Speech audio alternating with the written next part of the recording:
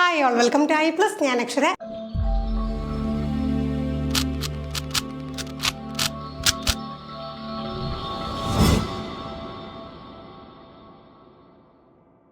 ഇന്ന് നമ്മൾ സൈക്കോളജിയിലെ കുറച്ച് ക്വസ്റ്റ്യൻസ് ആണ് ഡിസ്കസ് ചെയ്യാനായിട്ട് പോകുന്നത്. പല സെക്ഷനിലായിട്ട് നമ്മൾ പല ടൈപ്പ് ക്വസ്റ്റ്യൻസ് ഡിസ്കസ് ചെയ്തു. നമ്മൾ പക്ഷേ പരീക്ഷകൾ നോക്കുമ്പോഴത്തേക്ക് എന്താ പുതിയ രീതിയിൽ നമുക്ക് കണ്ടന്റ് ചെയ്യുമ്പോൾ തന്നെ പുതിയ രീതിയിലാണ് ചോദ്യങ്ങൾ ചോദിക്കാറുള്ളത്. ഒന്ന് നമ്മൾ ഒഴിവാക്കേണ്ട ഏറ്റവും റീസെൻ്റ് ആയിട്ട് വന്നിട്ടുള്ള പരീക്ഷകളിലെ ക്വസ്റ്റ്യൻസ് ഒക്കെയാണ് നമ്മൾ ഡിസ്കസ് ചെയ്യാറുള്ളത്. എപ്പോഴും നമ്മളൊരു സൈക്കോളജി എന്ന് പറയുന്ന മേഖലയിൽ നമുക്ക് നല്ലൊരു ബേസ് വേണം, അത് വിട്ടു പോകാൻ പാടില്ല, അത് അങ്ങനെ തന്നെ ഊട്ടി ഉറപ്പിച്ച് നിർത്താനായിട്ട് തീർച്ചയായിട്ടും ഇത്തരം സെക്ഷൻസ് നിങ്ങളെ ഹെൽപ്പ് ചെയ്യും. നമുക്ക് ആദ്യത്തെ ചോദ്യത്തിലേക്ക് കടക്കാം. What is progressive education? എന്താണ് progressive education? ഓപ്ഷൻ നോക്കാം. An approach to education that emphasizes discipline and rote memorization. An approach to education that emphasizes individualized learning and student-centered classroom. A method of teaching that emphasizes strict adherence to standard curriculum. A method of teaching that emphasizes maximum use of technology and multimedia in the classroom. അപ്പോൾ നമുക്ക് ഈ ഒരു progressive education എന്ന് പറയുമ്പോൾ ഏറ്റവും suitable ആയിട്ടുള്ള ഏറ്റവും apt ആയിട്ടുള്ള എന്തെന്നാണ് നമ്മൾ നോക്കേണ്ടത്. നമുക്ക് നമ്മുടെ ഒന്നാമത്തെ ഓപ്ഷൻ നോക്കിയാലും ഡിസിപ്ലിൻ ആൻഡ് റോട്ട് മെമ്മറൈസേഷൻ കണ്ട അപ്പം തന്നെ കളഞ്ഞോണം. എന്താണ് കാണാപ്പാഠം പഠിക്കുക, മനഃപ്പാഠമാക്കുക. ഈ പരിപാടി നമ്മുടെ പുതിയ എഡ്യൂക്കേഷൻ രീതിയുമായി ബന്ധപ്പെട്ടുള്ളത് അല്ല. മറ്റ് ഓപ്ഷൻസ് നോക്കിക്കഴിഞ്ഞാൽ സ്ട്രിക്റ്റ് അഡ്ഹറൻസ് സ്റ്റാൻഡേർഡ് കരിക്കുലത്തിൽ തന്നെ എന്താണ് ഇങ്ങനെ അടിയുറച്ച് ഒരു മാറ്റവും വരാതെ സ്ട്രിക്റ്റ് ആയിട്ട് ചേർന്ന് നിൽക്കണം, അങ്ങനെയുമല്ല. പിന്നെന്താണ് technology and multimedia in the class room. Technology multimedia ഒക്കെ നമ്മുടെ ക്ലാസ് റൂമിൽ കൊണ്ടുവരണം. ഓക്കെ, എന്നാലും എല്ലാം ശരി തന്നെ. എന്നിരുന്നാലും ഏറ്റവും ആപ്റ്റായിട്ട് നമുക്ക് എന്ത് പറയാം? തീർച്ചയായിട്ടും an approach to education that emphasises individualised learning and student centred classroom. അല്ലേ, നമുക്ക് പ്രോഗ്രസീവ് എന്ന് കേൾക്കപ്പെട്ടുന്ന പ്രോഗ്രസ്, ടെക്നിക്കൽ പ്രോഗ്രസ് എന്നൊക്കെ പറഞ്ഞ് നമുക്ക് ഓപ്ഷൻ ഡിയിലേക്ക് പോകാനുള്ള ടെൻഡൻസി ഉണ്ടാകും. അങ്ങനെ പോകരുത്. എന്താണ് ഇൻഡിവിജ്വലൈസ്ഡ് ലേണിംഗ്? കുട്ടിയുടെ ലേണിംഗ് റെസ്പോൺസിബിലിറ്റി കുട്ടി തന്നെ ഏറ്റെടുക്കുന്നു. കുട്ടിയുടെ ആ ഒരു പോയിന്റ് കറക്റ്റ് എന്ത് ചെയ്യുന്നു, ആവശ്യാനുസരണം ആ ഒരു പഠന പ്രക്രിയയെ എന്ത് ചെയ്യുന്നു, ഫ്ലെക്സിബിൾ ആക്കിക്കൊണ്ട് പഠിക്കുന്നു. കുട്ടി തന്നെയാണ് ആ ഒരു ക്ലാസ് റൂമിൻ്റെ സെൻറ്റർ എന്ന് പറയുന്നത്. ഒരിക്കലും എന്താണ് ലേണർ സെൻറ്റേർഡ് ആണ്, ടീച്ചർ സെൻറ്റേർഡ് അല്ല, ലേണർ സെൻറ്റേർഡ് ആയിട്ടുള്ള ഒരു ക്ലാസ് റൂമാണ്. അതിനെയാണ് നമ്മൾ എന്ത് പറയുന്നത്?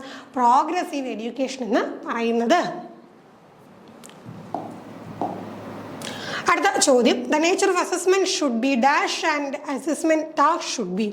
അപ്പം നോക്കി, ഇവിടെ നമ്മളൊന്ന് സൂക്ഷിച്ച് നോക്കിയേ പറ്റും. ചാടി കയറി ഉത്തരം എഴുതിയാൽ നല്ല സാധ്യതയുണ്ട്. അപ്പം നമുക്ക് രണ്ട് കാര്യങ്ങളാണ്. ഒന്ന്, അസസ്മെൻറ്റിൻ്റെ നേച്ചർ എങ്ങനെയായിരിക്കണം, അസസ്മെൻറ്റിൻ്റെ നേച്ചർ എങ്ങനെയായിരിക്കണം. രണ്ടെന്താണ്, അസസ്മെൻറ്റ് ടാസ്ക് എങ്ങനെയാകണം, അസസ്മെൻറ്റ് നേച്ചർ എങ്ങനെയാകണം, അസസ്മെൻറ്റ് ടാസ്ക് എങ്ങനെയാകണം. അപ്പം നമുക്കിവിടെ മനസ്സിലാക്കേണ്ട കാര്യം എന്താണ്? അസസ്മെൻറ്റ് ആൻഡ് ഇവാലുവേഷൻ വളരെ ഇമ്പോർട്ടൻറ്റ് ടോപ്പിക്ക് തന്നെയാണ്. ഒരിക്കലും എന്താണ് കൃത്യമായിട്ടുള്ള അസസ്മെൻറ്റ് ഇവാലുവേഷനും ഇല്ലാതെ ടീച്ചിങ് ലേണിംഗ് പ്രോസസ്സ് കംപ്ലീറ്റ് ആയെന്ന് നമുക്ക് പറയാൻ സാധിക്കില്ല. അങ്ങനെയുള്ള അത്രയും ഇമ്പോർട്ടൻ്റ് ആയിട്ടുള്ള അസസ്മെൻറ്റ് എന്ന് പറയുന്നതിൻ്റെ നേച്ചർ എപ്പോഴും എങ്ങനെയായിരിക്കണം, അതോടൊപ്പം ടാസ്ക് എങ്ങനെയായിരിക്കണം എന്നുള്ള കാര്യമാണ്. അപ്പം നമുക്കിവിടെ ഏറ്റവും ആപ്ലിക്കബിൾ ആയിട്ടുള്ള ആൻസറാണ് കണ്ടെത്തേണ്ടത്. Dynamic, authentic, objective, standardise, dynamic, standardise, objective, authentic.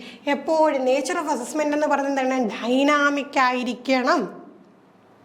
Dynamic എന്ന് പറയുമ്പോഴത്തേക്കും നമുക്ക് പല തരത്തിൽ ഇപ്പം ഒരു അസസ്മെൻറ്റ് നമ്മൾ കൊടുക്കുന്നു. നേച്ചർ വെച്ചാൽ നിങ്ങൾ ഈ ഒരു രീതി മാത്രമേ ചെയ്യാൻ പാടുള്ളൂ, ഇങ്ങനെ ചെയ്യൂ, അങ്ങനെ ചെയ്യാൻ പാടില്ല, ആ ഒരു പാറ്റേണിലാകലും. നമ്മുടെ പ്രോഗ്രസീവ് എഡ്യൂക്കേഷനിൽ എന്താണ്, നമുക്ക് കുട്ടിയോട് നമ്മൾ പറയുവാണ്, നിങ്ങളൊരു എന്തെങ്കിലും ഒരു സിമ്പിളായിട്ടുള്ളൊരു മോഡൽ നിങ്ങൾ ക്രിയേറ്റീവ് എന്ന് പറയുന്നു. അപ്പോൾ ആ ടൈമിൽ ഏത് രീതിയിൽ വേണമെങ്കിലും എന്ത് ചെയ്യാൻ പറ്റണം, ആ മോഡൽ ക്രിയേറ്റ് ചെയ്യാൻ സാധിക്കണം. ഇപ്പം എന്താണ്, ഫോർ എക്സാമ്പിൾ എന്താണ് പേപ്പർ വെച്ച് നിർമ്മിക്കാം, അല്ലെങ്കിൽ എന്താണ് ഈ പറയുന്ന ജൂട്ട് വെച്ച് നിർമ്മിക്കാം, സ്ട്രോ വെച്ച് നിർമ്മിക്കാം, അങ്ങനെ പല ഓപ്ഷൻസ് ഉണ്ട്. അവിടെ എന്ത് ചെയ്യണം, ഡൈനാമിക് ആയിട്ട് കുട്ടിക്ക് ചെയ്യാൻ കഴിയണം. ടാസ്ക് എപ്പോഴും എങ്ങനെയായിരിക്കണം? സ്റ്റാൻഡേർഡൈസ്ഡ് ആയിരിക്കണം. കൊടുക്കുന്ന ടാസ്ക് എപ്പോഴും എന്തായിരിക്കണം? അത് സ്റ്റാൻഡേർഡൈസ്ഡ് ആയിട്ടുള്ള ടാസ്ക് ആയിരിക്കണം.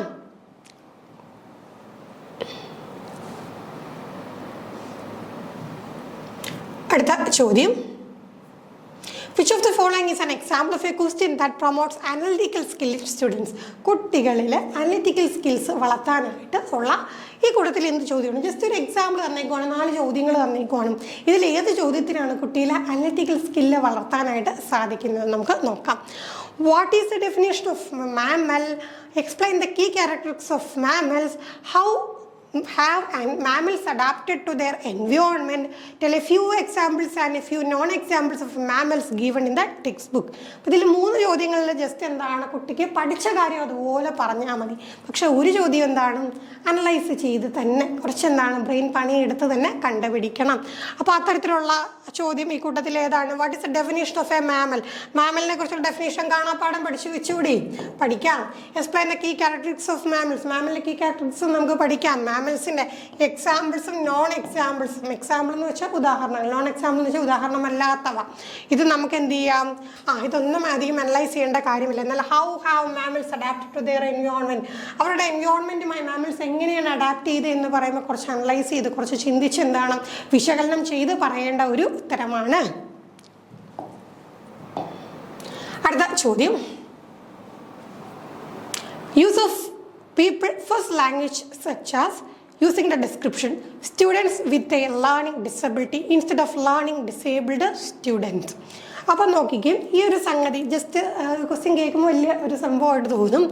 ഫസ്റ്റ് ലാംഗ്വേജ് ഇപ്പം നമ്മൾ പറയാണ് students with a learning disability എന്ന് പറയുന്നു, അല്ലാതെ ലേണിംഗ് ഡിസേബിൾഡ് സ്റ്റുഡൻസ് എന്ന് പറയുന്നില്ല. അതിൻ്റെ കാരണമാണ് നോക്കേണ്ടത്. Takes away the emphasis from disabilities and is not in the true spirit of inclusion, is in consonance with the human right approach to inclusion, illustrate the emphasis on medical model of disability, is a hindrance in correct identification and labelling of people with disabilities. അപ്പോൾ നോക്കിക്കേ, നമ്മൾ ഇവിടെ എന്താണ് students with learning disability എന്ന് പറയുന്നു. Learning disabled students എന്ന് പറയുമ്പോഴത്തേക്കുള്ള ഒരു emphasis അവിടെ കുറയുന്നുണ്ട്. എവിടെയാണ് സ്റ്റുഡൻസ് വിത്ത് ലേണിംഗ് ഡിസബിലിറ്റി എന്ന് പറയുമ്പോൾ? അപ്പോൾ അത് എന്തുകൊണ്ടാണ്? നമുക്ക് പ്രധാനമായിട്ടും ഇത്തരം കാര്യങ്ങൾ എന്തുമായിട്ട് കണക്ട് ചെയ്തുകൊണ്ടാണ് പൊതുവെ വരാറുള്ളത്? നമ്മുടെ ഇൻക്ലൂഷനുമായിട്ട്. ഇൻക്ലൂസീവ് എഡ്യൂക്കേഷൻ എന്ന് പറയുമ്പോൾ എല്ലാവരെയും ഒരേപോലെ ഒന്നിച്ചൊരു കുടക്കീഴിൽ കൊണ്ടുവന്ന് വിദ്യാഭ്യാസം കൊടുക്കുമല്ലേ. അങ്ങനെ വരുമ്പോഴത്തേക്കും നമുക്ക് എന്താണ് ഹ്യൂമൻ റൈറ്റ്സും അതോടൊപ്പം തന്നെ ഇൻക്ലൂഷൻ അപ്രോച്ചുമായിട്ട് കണക്ട് ചെയ്യുമ്പോഴാണ് ഈ പറയുന്ന ലേണിംഗ് ഡിസേബിൾഡ് സ്റ്റുഡൻസ് എന്ന് പറയുമ്പോൾ അതിനെ ഒരു ലേണിംഗ് ഡിസബിലിറ്റി ഉള്ള കുട്ടി എന്ന് പറയുന്നതിനേക്കാളും എന്താണ് നമ്മൾ students with a learning disability എന്നുള്ള രീതിയിൽ പറയുന്നത്. അവിടെ എന്തിനാണ് എംഫസിസ് കൊടുക്കുന്നത്? സ്റ്റുഡൻറ്റിനാണ് എംഫസിസ് കൊടുക്കുന്നത്, അല്ലാതെ ലേണിംഗ് ഡിസബിലിറ്റിക്കല്ല എംഫസിസ് കൊടുക്കുന്നത്. ഓക്കെ, അടുത്ത ചോദ്യം, in order to address the needs of talented and creative children in the classroom it is important. നമ്മൾ പലപ്പോഴും ഈ പറയുന്ന ലേണേഴ്സിനെ കുറിച്ച് പറയുമ്പോഴത്തേക്ക് സ്പെഷ്യൽ ലേണേഴ്സ് എന്നൊക്കെയുള്ള രീതിയിൽ നമ്മൾ പറയാറുണ്ട്. അപ്പം അങ്ങനെ പറയുമ്പോഴത്തേക്ക് പലപ്പോഴും എന്താണ് IQ ലെവൽ കുറവിൽ നിൽക്കുന്ന അല്ലെങ്കിൽ ലേണിംഗ് ഡിസബിലിറ്റി ഉള്ള എക്സെപ്ഷണൽ ചൈൽഡിൻ്റെ കാര്യം പറയുമ്പോൾ IQ ലെവൽ കുറവുള്ള അങ്ങനെയൊക്കെയുള്ള കാര്യങ്ങൾ മാത്രം ചിന്തിക്കും. ഇത് കൂടാതെ തന്നെ മറ്റ് കുട്ടികളിൽ നിന്ന് വ്യത്യസ്തരായി നിൽക്കുന്ന ഒരു കൂട്ടരാണ് ടാലൻറ്റഡ് സ്റ്റുഡൻസ് അല്ലെങ്കിൽ എന്താണ് ക്രിയേറ്റീവ് സ്റ്റുഡൻസ്, ക്രിയേറ്റീവ് ചിൽഡ്രൻ എന്നൊക്കെ പറയുന്നത്. അവർക്ക് പലപ്പോഴും ഒരു നോർമൽ ക്ലാസ് റൂം സെറ്റിങ്ങിൽ ഫിറ്റ് ആകാൻ പറ്റാതെ വരും. അതെന്തുകൊണ്ടാണ്? അവർക്ക് അവരോടൊപ്പമുള്ള അവരുടെ പിയർ ഗ്രൂപ്പിനേക്കാളും അവർ ടാലൻറ്റഡ് ആണ്, ക്രിയേറ്റീവ് ആണ്. അവർക്ക് എന്താണ് കുറച്ച് അധികം കൂടെ എന്ത് ചെയ്യേണ്ടി വരും? നമ്മൾ ആക്ടിവിറ്റീസൊക്കെ കൊടുക്കേണ്ടി വരും. അപ്പോൾ അത്തരത്തിലുള്ളൊരു ചോദ്യമാണ്. എന്തിനു വേണ്ടിയിട്ടാണ് നമ്മൾ ഈ ടാലൻറ്റഡ് ആൻഡ് ക്രിയേറ്റീവ് ലേണേഴ്സിൻ്റെ നീഡ്സ് അഡ്രസ്സ് ചെയ്യാൻ വേണ്ടി ക്ലാസ് റൂമിൽ എന്താണ് നമുക്ക് ചെയ്യാൻ കഴിയുക? Keep them engaged and interested in the learning process. Provide them with the detailed and explicit instruction. Ensure that they receive higher grades than their peers. Give primacy to their cognitive requirement over emotional needs. അപ്പോൾ ഇങ്ങനെയുള്ള ഒരു learners വരുന്ന സമയത്ത് നമുക്ക് ഈ കൂടുതൽ ഏറ്റവും ആപ്റ്റായിട്ട് എന്ത് ചെയ്യാൻ പറ്റും? അവർക്ക് ഡീറ്റെയിൽ ആയിട്ട് എക്സ്പ്ലിസിറ്റ് ഇൻസ്ട്രക്ഷൻ നമ്മൾ കൊടുക്കേണ്ട കാര്യമുണ്ട്. നമ്മൾ ഓൾറെഡി ടാലൻറ്റഡ് ആണ്, അവർക്ക് അതിൻ്റെ ആവശ്യമില്ലാതെ തന്നെ എന്ത് ചെയ്യാൻ പറ്റും? പെട്ടെന്ന് കാര്യങ്ങൾ ക്യാച്ചപ്പ് ചെയ്യാൻ സാധിക്കും. Ensure that they receive higher grades and their peers. അവർക്ക് എപ്പോഴും എന്താണ് മറ്റു കുട്ടികളൊക്കെ മാർക്ക് കിട്ടണം എന്നൊന്നും നമുക്ക് ഇൻഷുർ ചെയ്യാനായിട്ട് പറ്റില്ല.